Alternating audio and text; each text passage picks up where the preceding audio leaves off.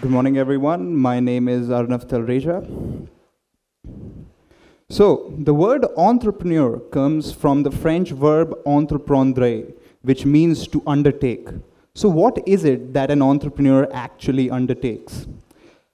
In my opinion, a successful entrepreneur has to undertake the process to try and add value to other people's lives. More often than not, that value addition happens through solving a problem that other people have.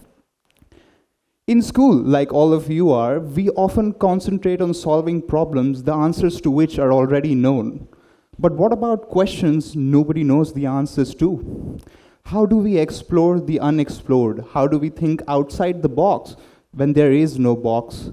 How do we explore boundaries when we don't really know where they are? Before answering these questions, let's actually learn a little bit about the characteristics of real-world problems. Real-world problems aren't really static. Since the launch of ChatGPT, the field of AI has really come into the limelight, but the fundamentals of AI have existed for more than 6 decades at this point. Introducing Lenet 5. It was an AI model developed in 1998, and it was used by the US Postal Service to actually read handwritten postal codes from the letter envelopes. The model had about 60,000 trainable parameters in 1998. Cut to 2024. And Meta's Llama 3 70B model now operates with a whopping 70 billion trainable parameters. Training AI models has occupied the minds of scholars and researchers for a long time. But as our model gets larger and more complex, the algorithms used to train the models need to be adapted to the new industry standard. Real-world problems are consequential. Researchers at MIT are now using scans, medical scans, to preemptively detect breast cancer in women. Real-world problems are consequential. Even a slight inaccuracy in the model can mean the difference between life and death. Real-world problems are multifaceted. Whenever you go to solve a problem, you would realize that in the process, you would have to solve several secondary problems to get to your main goal. Let's take the old example again. I told you how false negatives are a problem. False positives are an equally large problem. You wouldn't want to administer chemotherapy to a person who doesn't really have cancer. Now, if you go on the internet, you'll be able to find guides about problem solving, which are published by people who are a lot more accomplished and knowledgeable than I am. But I'd like to use this platform to actually discuss pointers which I feel are important but are seldom discussed. The more, the merrier. Changing the world requires a team of talented people who are like-minded and are driven by the same problems. Go find yourself your dream team. Changing the world alone is hard. Ask an admiral how deep their submarines can actually go. They don't really know until they try it out. Never undermine the power of well-thought-out trial and error.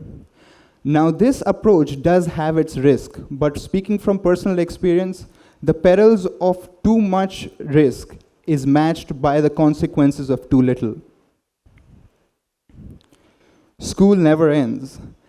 As I said, the real-world problems we face today are not static, which means real-world problem solvers cannot be found napping either. We constantly need to adapt to new industry standards and developments.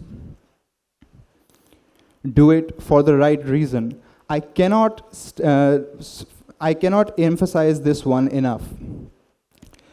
Go out there, introspect why you want to solve a certain problem. Investigate whether that problem is worth solving.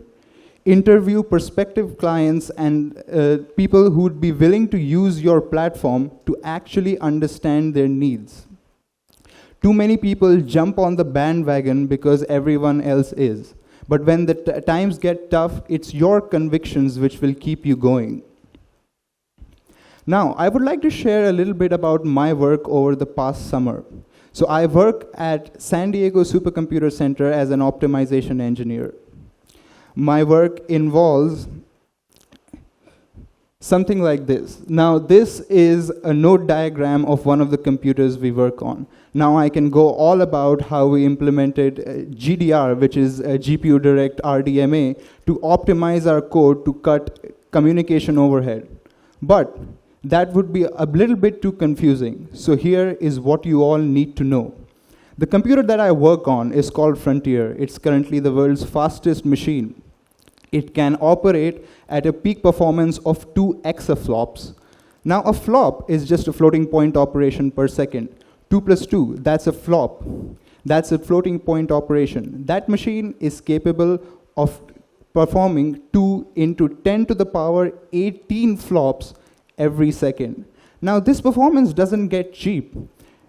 The machine is capable of consuming 29 megawatts of power at its peak performance, which is enough to power 15,000 households at once.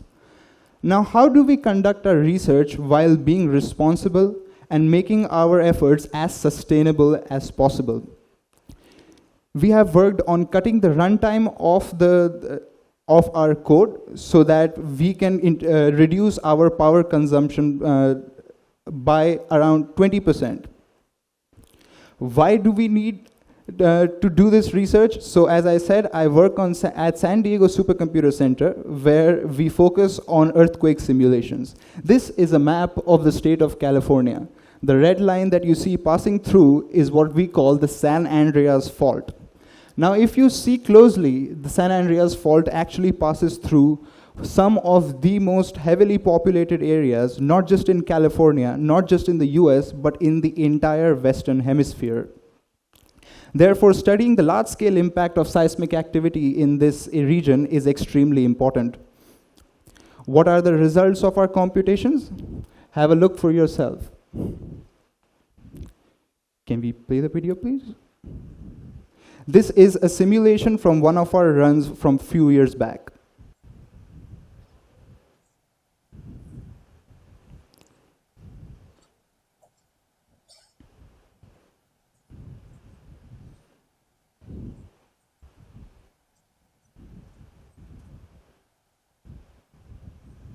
That is all I have for you. Thank you so much for your attention.